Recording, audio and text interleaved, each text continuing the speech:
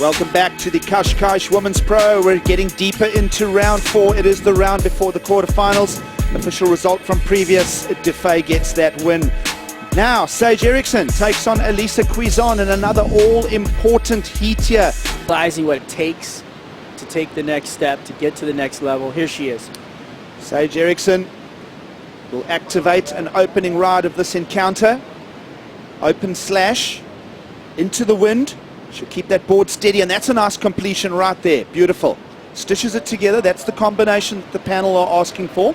That's down that other sandbar, too, that we saw slamming shut for those ladies in the prior heat. And now you can see it loosening up a little bit. Nice. It wasn't, you know, as heavy of a closeout. Here she is, drops in nice and clean, waits for it. Turns straight off the bottom, up into the bowl. Little hiccup there, catches the rail. And then she waits for it again and then slams it off the top again before it slams down on the closeout on the inside. So that finishing turn, really nice. I like the way she finished up there. Definitely a good way to start a heat. Absolutely. Sage Erickson currently sitting 9th on the Jeep leaderboard and looking to accumulate more points here.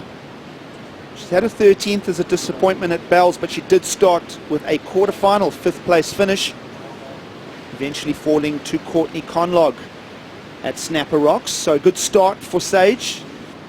Sage opting for the north end, and there she is, up and riding. Solo surfing, literally. And Sage will find a now second option on her peak that she's selected. She'll be happy with this choice. Settle into the rail drives there. Hard to pick the right wave out there. I watched Alessa just now. She was on camera. She paddled over a wave that had a lot of scoring opportunity in it. So it must be hard to actually see what's going on the inside. Joanne Defay will be quarterfinaling for the 4th time this year. And Sage Erickson almost replicating a wave that we saw from Joanne Defay earlier, their strides. In the meantime, though, prior to that wave we've just seen, she did manage to ink in a 6.5 and a 3.5 on her scorecard. Well, that's going to be a better backup than the 3.5 for sure. High on the left and up high on the right. So she needs to be at the apex of those waves. Meanwhile, down the beach, Erickson keeps a work rate going. She'll just keep ticking those numbers. So Erickson's choice of peak proving to be more productive in every aspect of the discussion, because we've seen nothing on Quizon's peak just yet of her situation on the precipice of falling off the championship tour. Meanwhile, the success story keeps ticking here on the other end of the beach for Sage Erickson. She did improve with a 5.5 now in her top 2. Another big wall, looking to replicate, almost trying to carbon copy the 6.5 that she started with there. She's really smart with her attack on that section at the end there too. When we see the replay, you'll see that she's actually going up to do the turn early so that she doesn't have to, so to speak, commit to that crazy closeout section. And it's a really smart way to go about surfing the wave that she chose for the heat. Look at this backhand up into the bowl. Nice little setup snap right there. And then watch where she comes up early here. See, that's an early turn. The actual turn to hit the lip, right? I did all I could, but wish I found one that just kind of stood up a bit more so I could do a couple of just backside snaps that I love to do. So all good though. I'm excited for France and stoked to make a couple of heats here. What's the process of reframing heading into France for the next stop? I think just surfing a bunch before. But we have already teed up a round 4 winner here in Joanne Defay earlier on.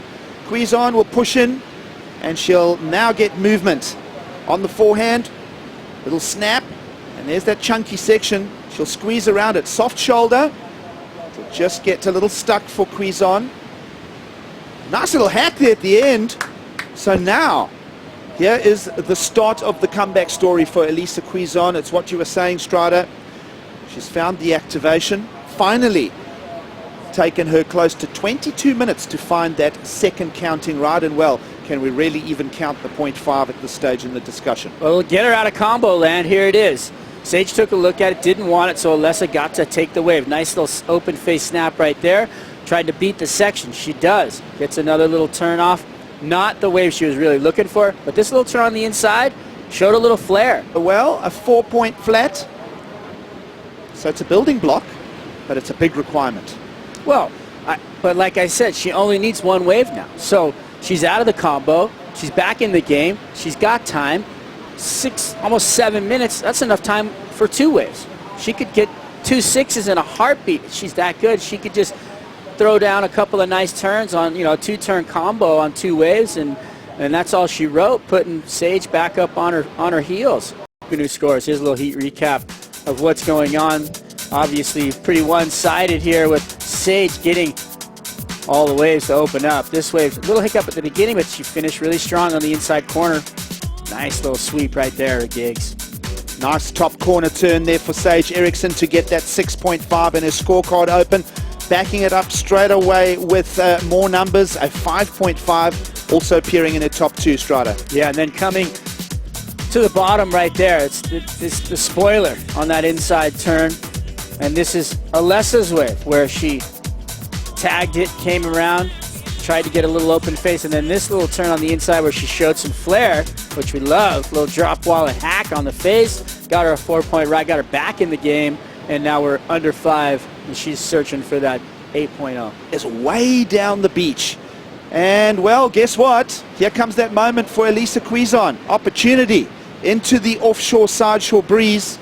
And Quizon, little mid-face snap, now loading up another one. Little pivot, end section, squares it. Oh, and it's incomplete. You see her equipment whip away there. So the wind has been gaining strength all the way through the last hour in the lineup here, Strads. Well, you can see her waving the white flag right now. Unfortunately, that wave not finishing out the way she wanted it. Sage letting her go. And here she is snapping away on the open face, looking for the down-the-line turn. Nice little hack right there, but just couldn't find the right finish. And it was a great finish. It could have been the score if she would have been able to open up into that turn maybe. Maybe not. Well, we love it. We trust you're enjoying the show with us. It is a tough one for Alessa Quizon. We are expecting a score to drop, but it's not going to visit the requirement in any way. Requirements of an 8. It's going to check in at a 3.6, a big part of it being the incomplete on the inside. And that's pretty much going to be the all-she-wrote story, because Sage Erickson has stitched this one together. An early start. In fact, her opening score, the biggest number of the heat, is 6.5. She matched it up 2 waves later on wave 3 with a 5.5. And Sage Erickson will quarterfinal again in 2016.